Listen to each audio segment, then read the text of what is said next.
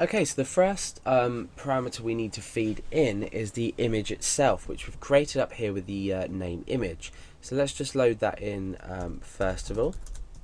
Okay, so the next parameter we need to give it is the watermark file. So essentially what we're saying is put this on top of this. So we're saying put the watermark on top of this image. So they're the first two parameters, easy to remember. The next is obviously the position of the watermark. So that's x and y.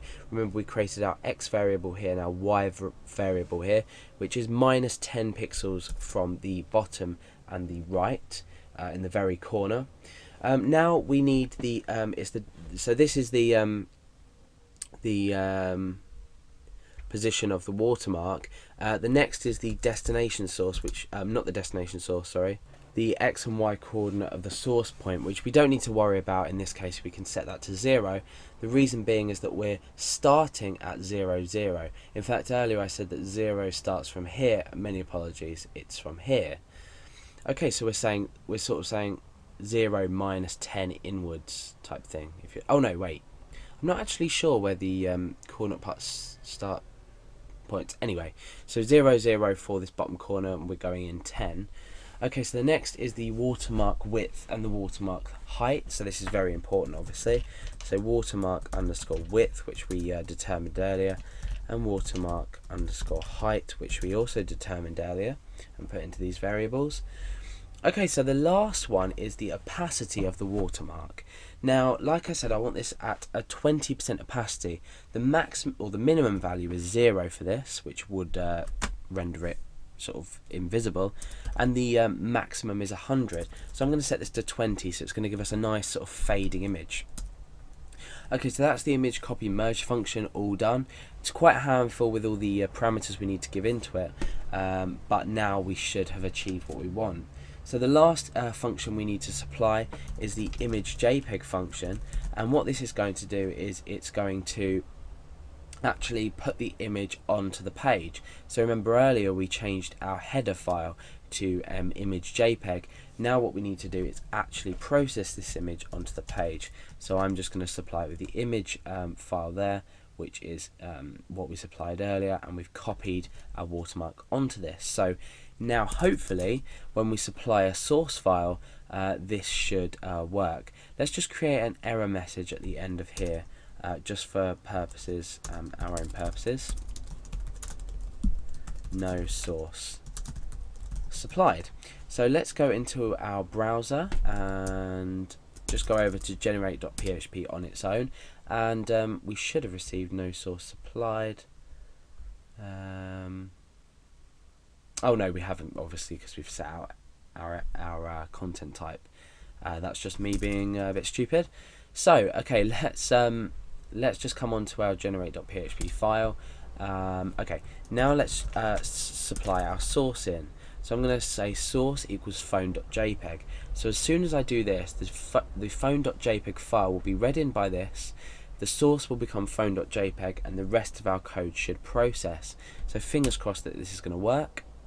Okay, yeah, so it's worked. We have successfully merged with a 20% opacity our logo here onto our main image. So let's just fiddle around with this, and I'll explain. If I was to do 100 opacity, you can see that this has come and basically you can't see through it. So that's something that you could change. Another thing that you could change is, say, change these values. Let's go for minus 100, and we'll see that our watermark comes inwards more. So 10 is probably a good one. You could go as low as 2, I guess, or even 0 to have it on the very outside of the page. But 10, I just played around with it earlier and I thought was a nice width away. Obviously you can change your watermark. You are not limited to PNG files, but I recommend you probably use these anyway. And just generally have a play around. I mean, you can specify different settings, things like that. We've already looked at what each function does and why we've given a variable a particular value, or why we've created specific things in specific places. So yeah, that's basically watermarking. Now what we want to do is this generate.php file exists solely as an image. So you obviously don't want to you know, do this to show this to your users or anything, but what you want to do is show this from an index file. Now we're going to do this, and then we're going to have a look at saving out our generated file as well, or generated image rather. So in the source I can type in generate.php, sorry. So we can create this PHP file inside this HTML element, the image element, as an image. So even though it's a PHP file, it now exists as an image, because obviously we've changed our header, our content type at the top. So now we can say source equals phone.jpg. So this is what you would do if you wanted to just display a watermarked image on the fly, if you like. Let's go over to index.php. You see how this is moved in now. We can grab it, we can copy it, we can paste it and things like that. However, this is useful in some instances, but if you were to say, let's give an example, you were allowing file uploads, and you were allowing users to upload JPEG images, what you might want to do somewhere in your upload process is run this generate.php file, and you might want to read in this source file, but then all you want to do is you might not want to output it to the screen. You might want to save this JPEG or overwrite it. So what we essentially do is we create a new file with the merged things. We don't just want to output it to the user. So how do we go about around here saving our file rather than just displaying it out? Well, the solution is simple. We don't actually need to delete anything or create any new functions, but we can take advantage of additional parameters that this image JPEG function allows us. So let's just open and see what we've already got here. We've got logo.png and we've got phone.png. We don't have a combined version of the two. These two both correspond to their own in their own rights. The logo is the logo, the phone is the picture of the phone.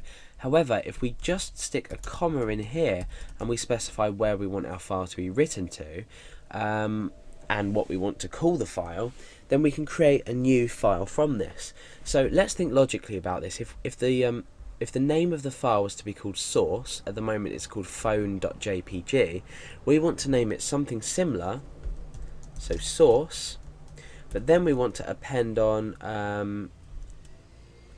well, it's source.jpg.